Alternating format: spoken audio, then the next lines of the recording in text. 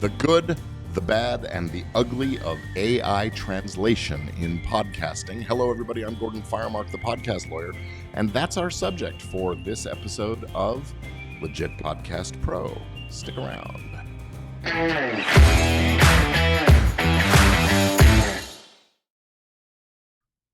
You know, in the rapidly evolving digital landscape, artificial intelligence is playing an indispensable role in transforming the way we consume content. From chatbots to content recommendations, AI is reshaping user experiences, and nowhere is this evolution more evident than in the sphere of content translation and voice generation. With podcasts increasingly becoming a dominant medium of knowledge dissemination and entertainment, the prospect of translating them using AI, and more intriguingly, in the original voice of the podcaster, is both revolutionary and challenging. Hi, I'm Gordon Firemark, the Podcast Lawyer, and this is Legit Podcast Pro, where I aim to help creatives and business minds in the podcasting sphere cover their legal bases and safeguard their creations so we can all continue the growth and influence that this vibrant medium promises. Before I dive in, I just want to let you know that I am doing my acclaimed workshop, Business and Legal Fundamentals for Podcast Growth and Profit, again this coming Saturday, October 7th at 8 a.m. Pacific, and I would really love to have you join me. Here's what I'm going to be covering: 5 mistakes that most podcasters make that hold them back and expose them to unnecessary risk and liability and embarrassment, and how to avoid those things. I'll be talking about the 3 traits that professionals have that most hobbyists don't. I'll tell you about 4 key strategies that will ensure stability and security so you can build a lasting, successful podcast with confidence, and how getting your business and legal affairs in order will streamline your operation and supercharge your podcast's growth, and how to do that. I'll share with you the easy way to structure and build your operation so that you can grow your show, have a lasting impact, and make good money with your podcast if that's what you want to do with it. Space is a little limited, so register now at podcastlaw.net. And hey, listen, don't fret if you're hearing this sometime after October 7th. That same link, podcastlaw.net, will get you onto the wait list for the next time I offer this. So here's the thing. This AI technology offers a lot of promise. You know, enhanced accessibility and reach. The digital age is blurring geographical boundaries faster than we can blink. As podcasts become universally popular, there's a pressing need to make them accessible to a global audience and transcend the language barriers. AI-powered translations offer the promise of allowing non-native listeners to enjoy content in their preferred languages, ensuring that knowledge and entertainment know no boundaries. That's exciting. It's also cost efficient. You know, traditional translation methods involving human translators and voice artists are really not just time consuming, but also financially draining for content creators. AI translations, on the other hand, offer a quick turnaround time without compromising on the quality or making the process both time and cost efficient. It also brings it a sort of personal touch. When you use an AI to mimic the sound of the original host's voice, you get that hallmark authenticity that radiates from the podcaster's voice and style. AI translations that can retain those original voice qualities ensure that the emotional connection remains intact even when it's in a different language.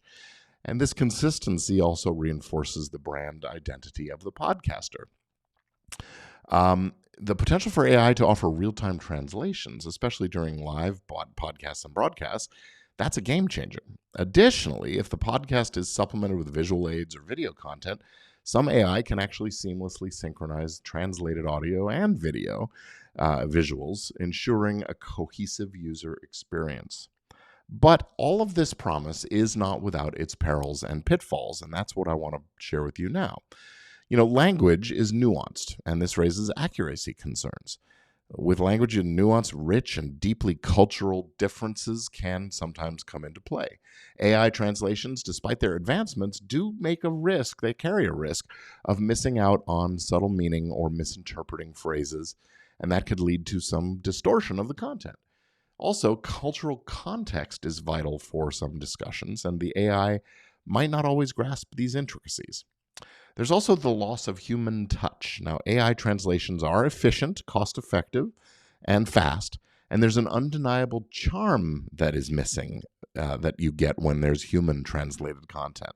That can be lost with the reliance on technology, And as AI takes center stage more and more, we might be witnessing a shrinking market for human translators and potential job losses. And honestly, the multilingual capabilities of people may become less valuable.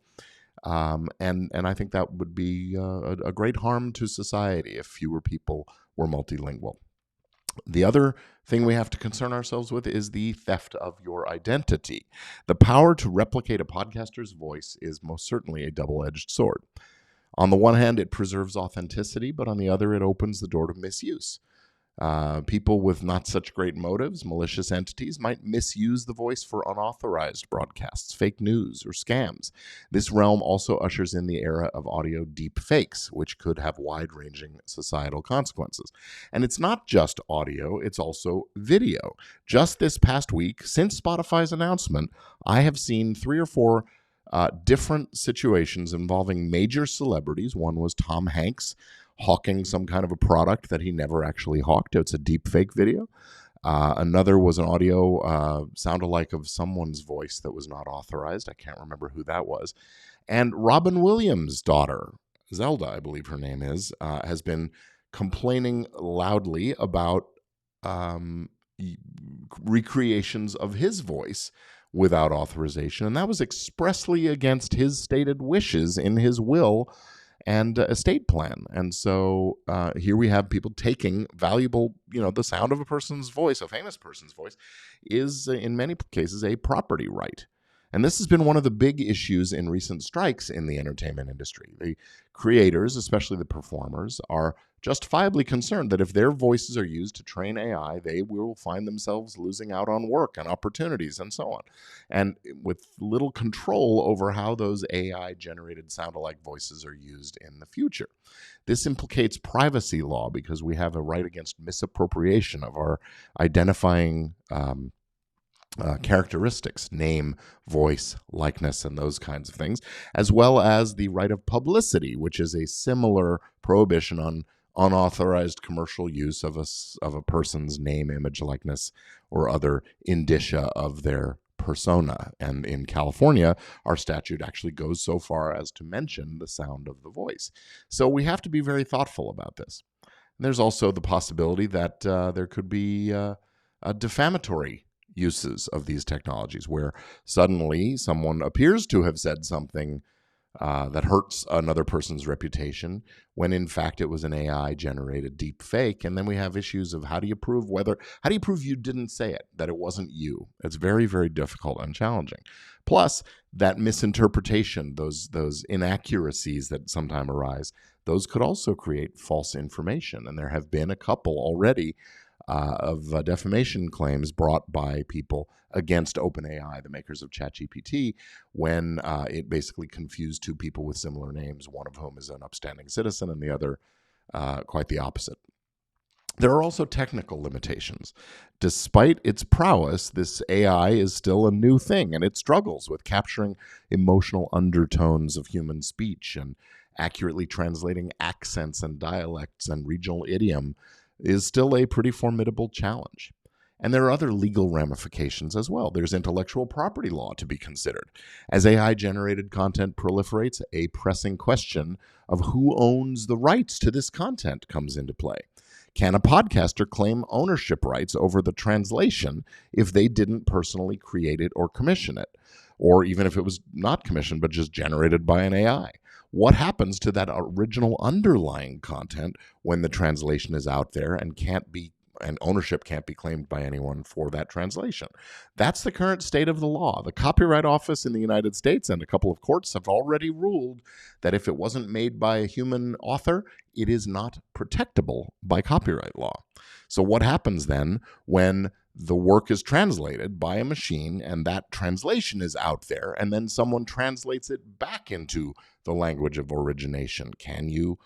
Could the original creator claim some copyright infringement or something like that? And there are a number of lawsuits going on over the access, how the machines were trained and what information was used, and a number of book authors are involved in suing OpenAI and some of the other purveyors of these AI tools. So we're really in a legal wild, wild west at the moment around this kind of stuff. And then there's the questions about unauthorized replication of voices, the major issue, as I said, in the current entertainment industry strikes that have been going on this year. And what about the right to perform that translation in the first place? After all, normally, if you write a book and somebody wants to translate it, they need to get your permission, because what they're doing is creating what's called a derivative work based on your original. And that is one of the exclusive rights that is reserved to the copyright holder of original work. If an AI translation misrepresents information or provides misleading or downright false content, who's going to be responsible? Who's going to carry that liability and accountability? An incorrect translation could conceivably be putting words in somebody's proverbial mouth that they never said and be very damaging. And are we going to find ourselves in a world where we're going to have to prove that negative, that you didn't say that thing that is apparently in your voice? How do you prove it was the machine, right? So determining accountability in this AI ecosystem is going to become a very complex situation that requires a thorough technological as well as legal examination. And I hope that things like the blockchain and things like that may come into play and help us find ways of, guaranteeing security and accountability. There are consent and privacy issues. For AI to effectively replicate a voice, it has to be trained on substantial personal voice data. And the sound of your voice is personal voice data that, in order to be collected, it's supposed to be subject to the privacy laws. Ensuring that it's collected with permission explicitly and that it's stored securely is going to be of paramount importance. Also, privacy concerns extend to listeners who might unknowingly share data with AI-driven platforms. You put your podcast episode out there, there's nothing stopping that listener from grabbing your episode, downloading the file, uploading it for an AI to train, and then knocking off your voice. The training sets for these tools call into question issues like who owns that source material. Did the machine or the owner of the machine or the operator of the machine have permission to use your material in that way? And do they even need that permission? Again, this is some of the subject of some of the lawsuits brought by some of the image libraries against the open AI and Stable Diffusion and some of the other AI tools out there. This will become an issue in audio as well as in the book world, text world. Does the all media clause in a contract, let's say you make a deal with your network that says they have the right to distribute your show in any and all media now known or hereafter devised, does that actually cover this? I say maybe not, because you're referencing a particular performance and that translation is not the same. It's not the same performance. What about regulations and guidelines to come into play? AI is shaping the future of podcast translations, and this signals a need for a good close look at all of these issues.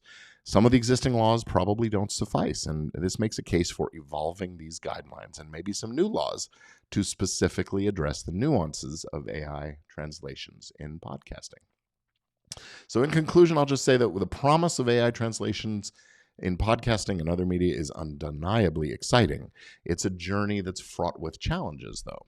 For podcasters and listeners alike, it is crucial that we strike the balance between leveraging technology and ensuring accuracy, authenticity, security, and accountability. As we navigate this new frontier, it really remains to be seen how this new technology, these tools, are going to reshape the podcast landscape for better or for worse.